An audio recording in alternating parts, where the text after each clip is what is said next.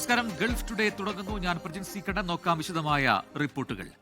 കുവൈറ്റിൽ ആഭ്യന്തര മന്ത്രാലയത്തിന്റെ ക്രിമിനൽ സെക്യൂരിറ്റി അഫയേഴ്സ് സെക്ടർ നടത്തിയ സുരക്ഷാ ഓപ്പറേഷനിൽ മരുഭൂമിയിൽ പ്രവർത്തിച്ചിരുന്ന വൻ മയക്കുമരുന്ന് കേന്ദ്രം തകർത്തു. രാജ്യത്തേക്ക് മയക്കുമരുന്ന് കടത്തുന്നതിനും വിതരണം ചെയ്യുന്നതിനുമുള്ള സംഘടിത ശൃംഖലയെയാണ് general directorate for drug control തകർത്തത്.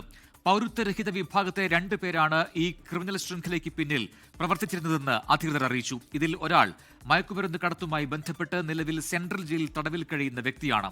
ഇയാളാണ് ജയിലിനുള്ളിൽ ഇരുന്ന് നിയമവിരുദ്ധ പ്രവർത്തനങ്ങൾ ഏകോപിപ്പിച്ചത്.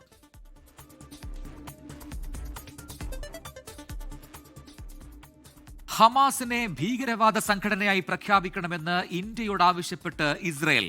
ഹമാസ് ഗസയിൽ പ്രവർത്തനം പുനരാരംഭിക്കാൻ പോകുന്നു എന്ന ചർച്ചകൾക്കിടയിലാണ് ഹമാസിനെതിരെ നിലപാടെടുക്കാൻ ഇന്ത്യയോട് ഇസ്രയേൽ ആവശ്യപ്പെട്ടത്. പാകിസ്ഥാൻ കേന്ദ്രീകരിച്ച് പ്രവർത്തിക്കുന്ന ലഷ്കർ എ തൊയ്ബയുമായുള്ള ബന്ധം ചൂണ്ടിക്കാണിച്ചാണ് ഹമാസിനെ ഭീകരവാദ സംഘടനയായി പ്രഖ്യാപിക്കാൻ ഇസ്രയേൽ ഇന്ത്യയോട് ആവശ്യപ്പെട്ടത്. ഇസ്രയേൽ വിദേശകാര്യ മന്ത്രാലയം വക്താവ് ജെറുസലേമിൽ വെച്ച് നടത്തിയ വാർത്താ സമ്മേളനത്തിലാണ് ആവശ്യമുന്നയിച്ചത്. ഹമാസിന് മേൽ നിരോധനം ഏർപ്പെടുത്തണമെന്ന് ഇസ്രയേലി ഡിഫൻസ് ഫോഴ്സ് ആവശ്യപ്പെട്ടിരുന്നു. ആഭ്യന്തര യുദ്ധം നടക്കുന്ന സുഡാനിൽ ഭക്ഷണം ഉൾപ്പെടെയുള്ള മാനുഷിക സഹായങ്ങൾ ലഭിക്കുന്നില്ലെന്ന് വേൾഡ് ഫുഡ് പ്രോഗ്രാം റിപ്പോർട്ട്. 20 ലക്ഷം പേർ തീവ്ര പട്ടിണിയിലാണെന്നും വേൾഡ് ഫുഡ് പ്രോഗ്രാം മുന്നറിയിപ്പ് നൽകുന്നു. സുഡാനിൽ ആകെ 2 കോടി പേരെ പട്ടിണി ബാധിച്ചിട്ടുണ്ടെന്നും ആവശ്യമായ ഭക്ഷണ സാധനങ്ങൾ എത്തിക്കാൻ സാധിക്കുന്നില്ലെന്നും world food programme executive director Carl Skau പറഞ്ഞു. അർദ്ധസൈനിക വിഭാഗമായ റാപ്പിഡ് സപ്പോർട്ട് ഫോഴ്സും സുഡാൻ സായുധ സേനയും തമ്മിൽ ശക്തമായ ഏറ്റുമുട്ടൽ നടക്കുന്ന എൽഫാഷർ പോലുള്ള മേഖലകളിൽ ഭക്ഷണം എത്തിക്കുക എന്നത് ഏറെ സങ്കീർണമാണെന്നും വേൾഡ് ഫുഡ് പ്രോഗ്രാം റിപ്പോർട്ട് ചെയ്യുന്നു.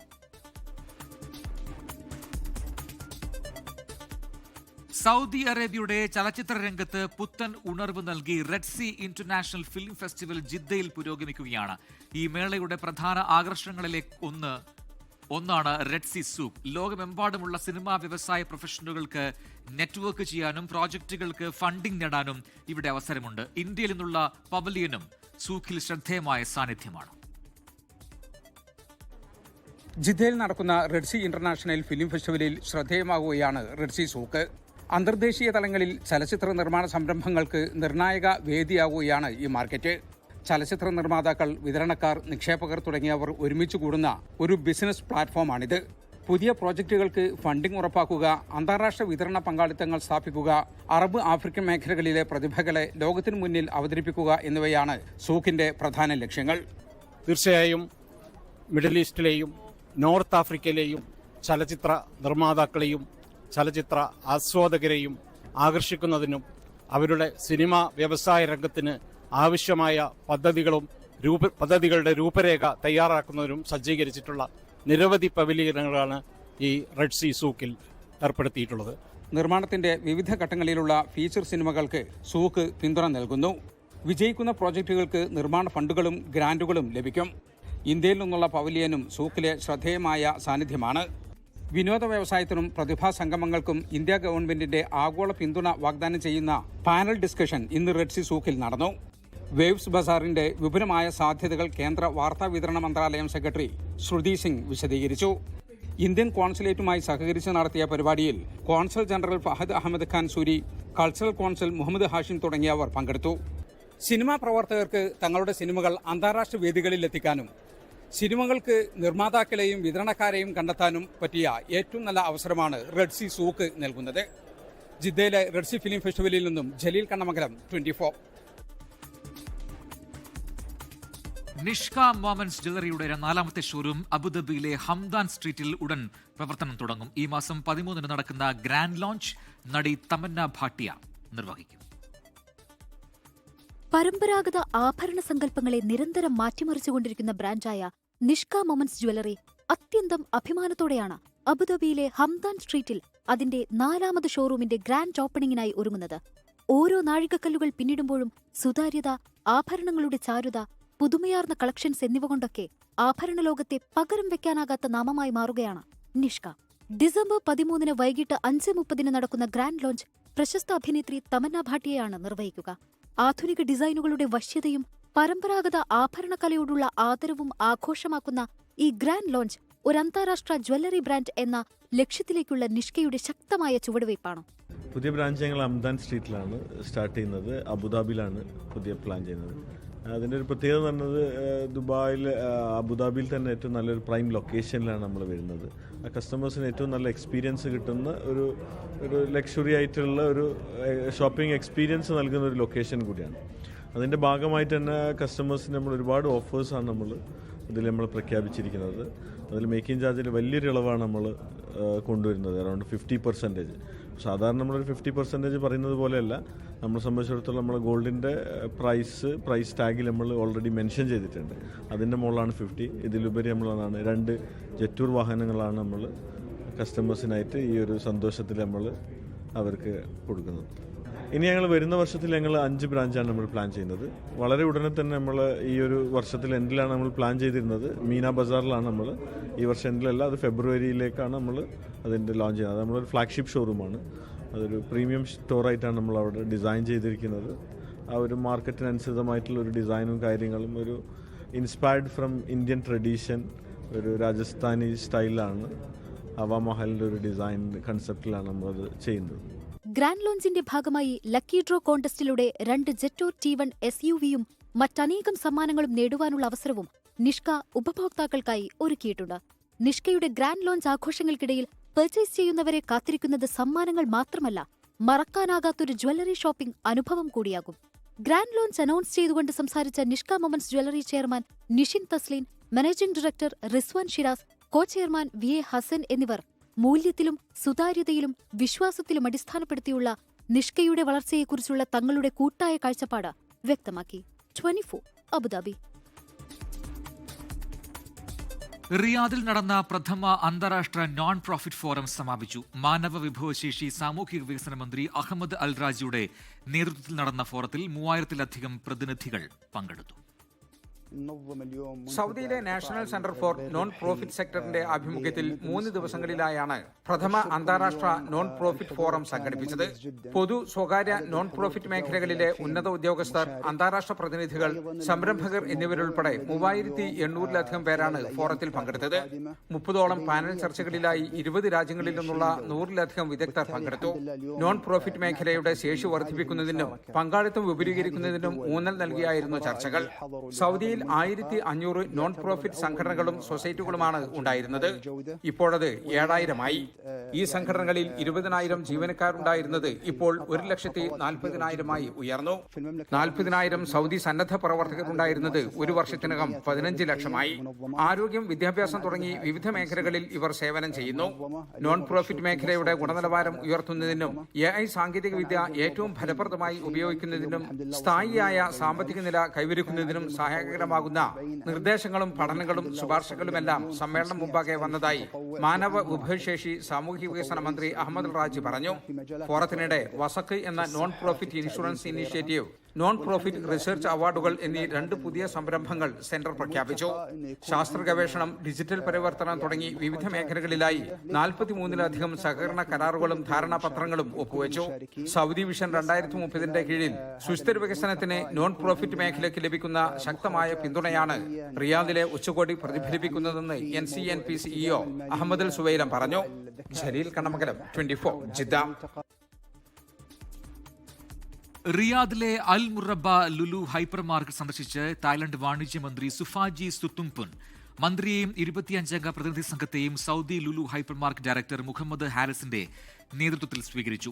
തായ്ലൻഡിൽ നിന്ന് ഉൽപ്പന്നങ്ങൾ സമാഹരിക്കുന്ന ലുലുവിന്റെ സോഴ്സിംഗ് കേന്ദ്രമായ May exports director Syed Abdul Anees അടക്കമുള്ള പ്രതിനിധികളും സന്നിഹിതരായിരുന്നു. മേ എക്സ്പോർട്സ് മുഖേന തായ്ലൻഡിൽ നിന്ന് സമാഹരിച്ച ഉൽപ്പന്നങ്ങളുടെ പ്രദർശനവും വിപണനവും മന്ത്രി സന്ദർശിച്ചു. ഇപ്പോൾ കണ്ണൂരിൽ നിന്നൊരു വാർത്ത വരുന്നു, അതിലേക്കാണ് നമ്മൾ ഇനി കിടക്കുന്നത്. കണ്ണൂർ തളാപ്പ് മാക്സ് ആശുപത്രിയിൽ കവർച്ച. മുഖംമൂടി ധരിച്ചെത്തിയ മോഷ്ടാവ് 50,000 രൂപ കവർന്നു.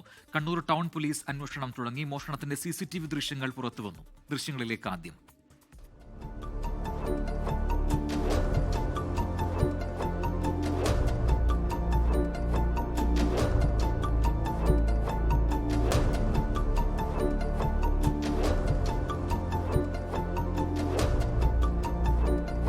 മുഹമ്മദ് റഹീസ് കണ്ണൂരിൽ നിന്ന് ചേരുന്നു കൂടുതൽ വിവരങ്ങളുമായി. റഹീസ്, ഈ ദൃശ്യങ്ങളിൽ നിന്നും വ്യക്തമാണ് ഇത് രാത്രി സമയത്തിനാണ് ഈ മോഷണം നടന്നിരിക്കുന്നത്. ഇത് ഇവിടെ മറ്റു ആൾക്കാരെ ആരെയും കാണുന്നുമില്ല. 50,000 രൂപ മോഷണം പോയിട്ടുമുണ്ട്. ഇത് പകൽ സമയത്ത് മാത്രം പ്രവർത്തിക്കുന്ന ഒരു ക്ലിനിക്കാണോ? എന്താണ് വിവരം? ഈ ഹോസ്പിറ്റലിന്റെ ഈ ഒരു ഭാഗം, ഈ ഒരു കെട്ടിടം അങ്ങനെ രാത്രി സമയത്ത് പ്രവർത്തിക്കാറില്ല. അപ്പോൾ ഇന്ന് പുലർച്ചെ ഏതാണ്ട് ഒരു 1:30 മണിയോട് കൂടിയിട്ടാണ് ഇത്തരത്തിലൊരു സംഭവം ഉണ്ടാകുന്നത്. ആദ്യം മുതൽ ഉള്ള ദൃശ്യങ്ങൾ, അതായത് ഈ മോഷ്ടാവ് തൊട്ടടുത്തുള്ള പണി നടന്നുകൊണ്ടിരിക്കുന്ന കെട്ടിടത്തിൽ നിന്ന് ഇങ്ങോട്ട് കടന്നു വന്ന് മുകളിലത്തെ നിലയിലേക്ക് കയറി പിന്നീട് അവിടെ നിന്ന് താഴേക്ക് ഇറങ്ങിയാണ് ഈ പണം സൂക്ഷിക്കുന്ന ആ ഒരു സ്ഥലത്തേക്ക് വന്നത്. അതൊരു കൗണ്ടറാണ്. ആ കൗണ്ടറിന്റെ ഒരു ഡ്രോയിലായിരുന്നു പൈസ ഉണ്ടായിരുന്നത്. ഈ 1.5 ലക്ഷം രൂപ അവിടെ നിന്നാണ് കവർന്നത്. ഇയാളുടെ കയ്യിൽ ഒരു ടോർച്ചും ഒപ്പം തന്നെ ഒരു കത്തിയുമാണ് ഉണ്ടായത്. ഈ കത്തി ഉപയോഗിച്ചാണ് ഇയാൾ ഈ ഡ്രോയർ തുറക്കുന്നത്. ഡ്രോയർ ആദ്യം 1-2 ഡ്രോയറുകൾ തുറന്നു നോക്കുന്നു, അതിൽ പണം ഉണ്ടായിരുന്നില്ല. പിന്നീട് തൊട്ടടുത്ത ഡ്രോയർ തുറക്കുന്നു, അതിൽ നിന്നും പണം എടുത്ത ശേഷം തിരികെ ഇയാൾ മുകളിലത്തെ നിലയിലേക്കാണ് പോകുന്നത്. അതിനുശേഷം ആ നിലയിൽ നിന്ന് ചാടി ഇറങ്ങി രക്ഷപ്പെട്ടു എന്നാണ് നിലവിൽ പോലീസ് കരുതുന്നത്. എന്തായാലും ഈ CCTV പറ്റിയിട്ടൊന്നും വലിയ ധാരണയില്ലാത്ത ഒരാൾ തന്നെയാണ് മോഷണം നടത്തിയതെന്ന് പ്രാഥമികമായി തന്നെ മനസ്സിലാകും. കാരണം CCTV ഉള്ളതിന്റെ മുന്നിൽ വെച്ചിട്ടാണ് അയാൾ നടന്നു വരുന്നതും ഈ കൗണ്ടറിന് മുന്നിലെ CCTV ഒന്നും ശ്രദ്ധിക്കുന്നതുമില്ല. അപ്പോൾ കണ്ണൂർ ടൗൺ പോലീസ് എന്തായാലും അന്വേഷണം ആരംഭിച്ചിട്ടുണ്ട്. 50,000 രൂപയാണ് കവർന്നുകൊണ്ട് പോയിരിക്കുന്നത്. പ്രചിൻ. ശരി, മുഹമ്മദ് റഹീസാണ് കണ്ണൂരിൽ വിശദാംശങ്ങൾ നൽകിയത്. തമിഴ്നാട് നാഗർകോവിലിൽ ബൈക്കിലെത്തി യുവതിയുടെ മാല പൊട്ടിച്ചെടുക്കാൻ ശ്രമിച്ച പ്രതി പിടിയിലായി. നാഗർകോവിൽ പുല്ലുവിള സ്വദേശിയായ എഡ്വിനെയാണ് നേശമണി നഗർ പോലീസ് പിടികൂടിയത്. മാല പൊട്ടിക്കാൻ ശ്രമിക്കുന്നതിന്റെ CCTV ദൃശ്യങ്ങൾ 24 ലഭിച്ചു. ആ ദൃശ്യങ്ങളിലേക്ക് ആദ്യം.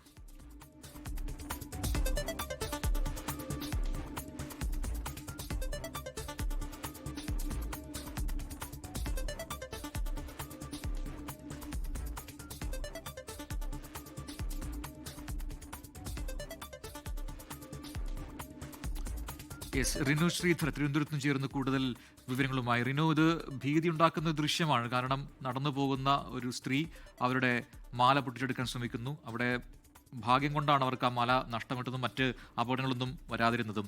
എന്താണ് സംഭവിച്ചതിനെക്കുറിച്ച് പോലീസ് എന്തെങ്കിലും വിവരങ്ങൾ നൽകുന്നുണ്ടോ റിനു?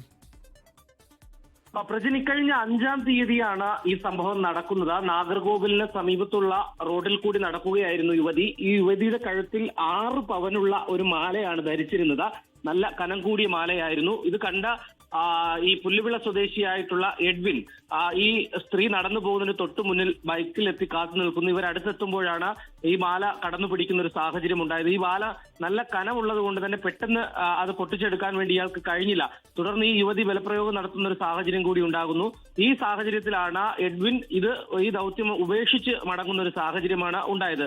സമീപത്തെ CCTV ദൃശ്യങ്ങളാണ് നമ്മൾ പ്രേക്ഷകരുമായി പങ്കുവെക്കുന്നത്.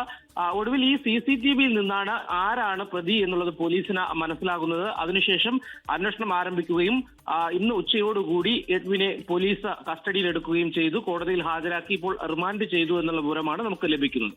ശരി, റിനു ശ്രീധറാണ് വിശദാംശങ്ങൾ നൽകിയത് തിരുവനന്തപുരത്ത് നിന്ന്. കൊല്ലം ചവറയിൽ മുത്തശ്ശിയുടെ കഴുത്തറുത്ത് കൊന്ന് കട്ടിലിനടിയിൽ ചാക്കിൽ കെട്ടിവെച്ച് ചെറുമകൻ.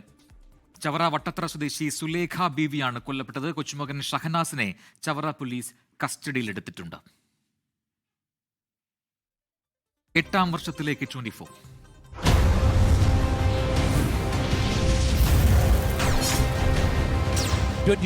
നേര് നയിച്ച 7 വർഷങ്ങൾ.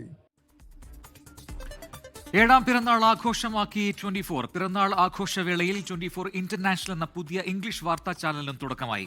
ലോകത്തെവിടെയും പ്രതിസന്ധികളിൽപ്പെടുന്ന മലയാളികൾക്ക് സഹായഹസ്തമാകാൻ മില്യൺ മലയാളി കമ്മ്യൂണിറ്റി എന്ന പേരിൽ വാട്സാപ്പ് കൂട്ടായ്മയും ആരംഭിച്ചു. പ്രേക്ഷകർക്ക് പ്രിവിലേജ് കാർഡും പിറന്നാൾ ഉപഹാരമായി 24 പ്രഖ്യാപിച്ചിട്ടുണ്ട്.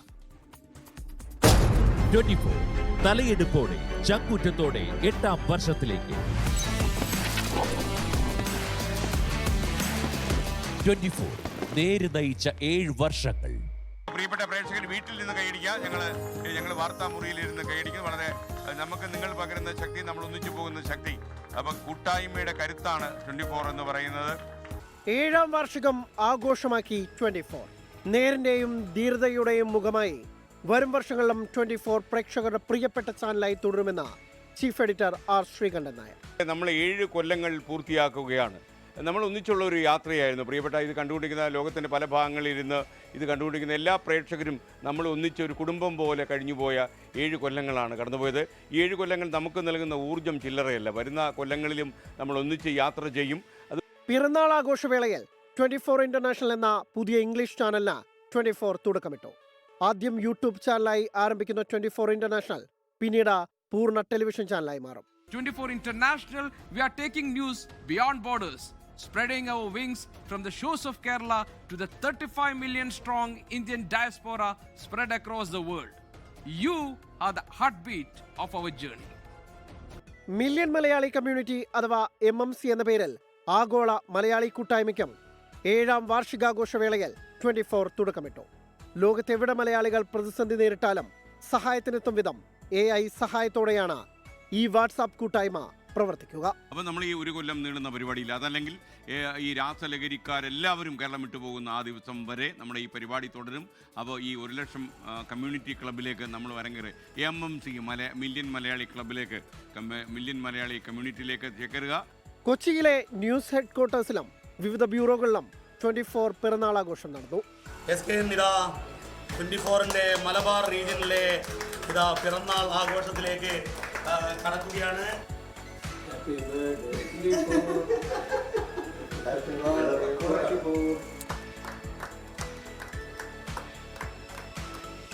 വാർഷികോപഹാരമായി പ്രേക്ഷകർക്ക് 24 പ്രിവിലേജ് കാർഡും പ്രഖ്യാപിച്ചു. കേരളത്തിലുടനീളം വ്യാപാര സ്ഥാപനങ്ങളിൽ നിന്ന് ആകർഷകമായ ഡിസ്കൗണ്ട് ഈ കാർഡ് വഴി ലഭിക്കും. News desk 24. സുപ്രധാന വിധി നാളെ.